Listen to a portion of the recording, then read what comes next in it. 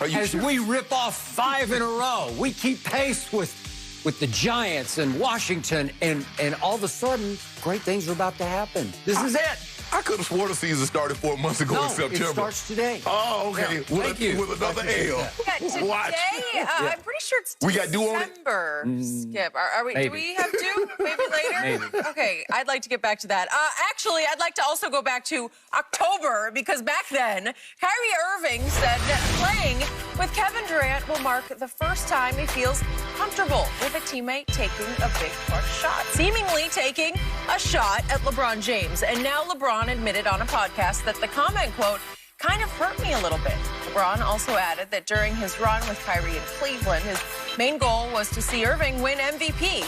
And even though they won a title, he and Kyrie, quote, could never align. There's a lot there. Shannon, why did LeBron make such a big deal of this? Well, I think the thing is that with any time you play with someone, it kind of stings you a little bit if you have respect for a player.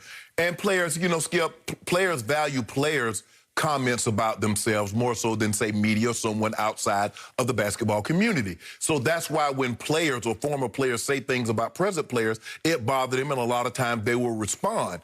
And when you play with someone, yes, and people are like, well, that shouldn't bother him. It would bother me if John said one of his most clutch, you know, John Elway, my quarterback, Skip, if he said, you know what, if someone else had played after me, man, this is the first time I've had a big play tight end, a guy that I can throw the ball to in tough situations, and I know he can make a catch. Skip, but he didn't say no, but that's what I'm saying. But I'm trying to give people an insight how things, when you value someone, you play with someone, and you think they're, you know, I don't think LeBron and Kyrie were ever friends, but you think, okay, we're teammates, we're going for the same common goal, and that's to win a championship. But this is also goes to show you how things get continuously repeated, and people take them as true. Now, Kyrie said this is the first time, but it's not true. LeBron James has more playoff buzzer beaters than any other player in NBA history. That is not conjecture. That is not innuendo. That is not speculation. That is factual. LeBron James, let me repeat this for the people at home. I'm having trouble with that factual, but I'll get to that in a moment. LeBron James has more playoff buzzer beaters than any other man that has dribbled a basketball in the NBA or the ABA. Okay, this is what we've done here, Skip. So I'm going to take the final 10 seconds on game tying or go-ahead shots in the final 10 seconds of a playoff game. LeBron James is 9 of 22. That's 41%. The guy that Kyrie spoke so glowingly of, Kevin Durant, is 2 of 13. That's 30%.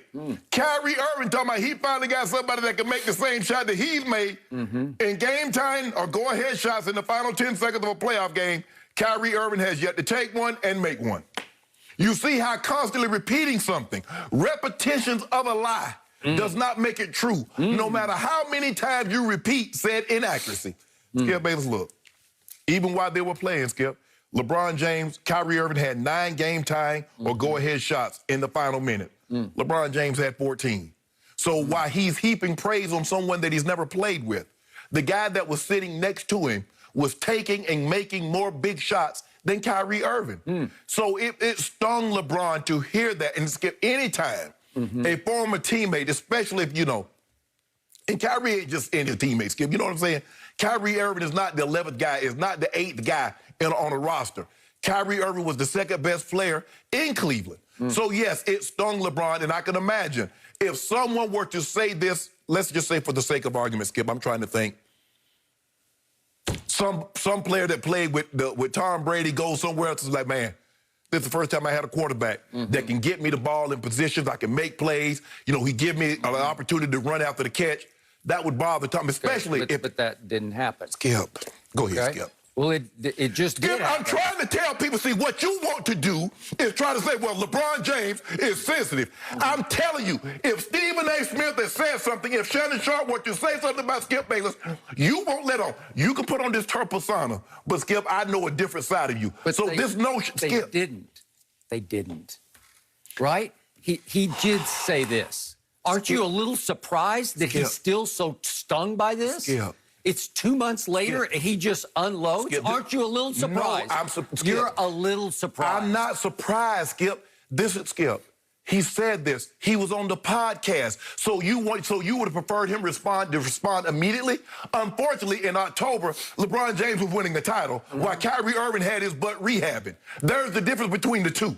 And even though at all the great big shots that he could take and make, he has yet to take and make big shots outside of Cleveland. So let's get this straight here. And then I'm going to let you have it. Before LeBron got back to Cleveland, Kyrie Irving was in the lottery every single year. He was. After Kyrie Irving left LeBron James, his teams played better once Kyrie Irving was injured and had moved on. That's fact. Look at what happened with the Brooklyn Nets once Kyrie Irving got hurt. Look at what happened with the Boston Celtics once Kyrie Irving left and was injured. True. That's fact. And fact also that Kyrie made the shot that won LeBron a Game 7 and a championship in a 3-1 comeback against Golden State. Am I right? So what happened? So let me ask you a question. If LeBron don't hit that shot in Cleveland against Chicago. Well, but this was Game 7 at Oracle. We might not even get to a Game 7. Who made it? We might not get to a Game 7 if he doesn't hit that shot in Chicago. Okay. Okay. Oh, now it's just okay. Well, I mean, that's just silliness, but whatever. Why does it Skip? It was 1-1. However you want to spin this. Skip, it was 1-1. Okay.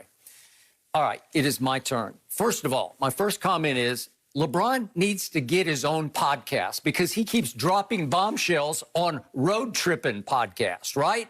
He has the shop. Okay. Well, but why does he keep going on with RJ and Allie Clifton and Channing Frye? Yeah. And it seems like every time he goes on, he's very calculated, obviously premeditated, and he wanted to express himself on this issue, and I'm sure they were prepared for him to unload on this on their podcast. And I'm like, why are you doing it on theirs? You should make your own podcast, right? He has Uninterrupted. He has the shop. Why wouldn't you save this for the shop then? The shop is going to be a minute before he starts shooting that again, or he's already put that in the can. Well, but here's the thing. Like you said he's the most intriguing athlete going today. So it's every day it's something with LeBron. So we actually had 2 other LeBron stories from yesterday from the media session he did, and we are not able to get to them today because this one just transcended. Right. And we need to really look at this one hard a couple of times so we don't have room for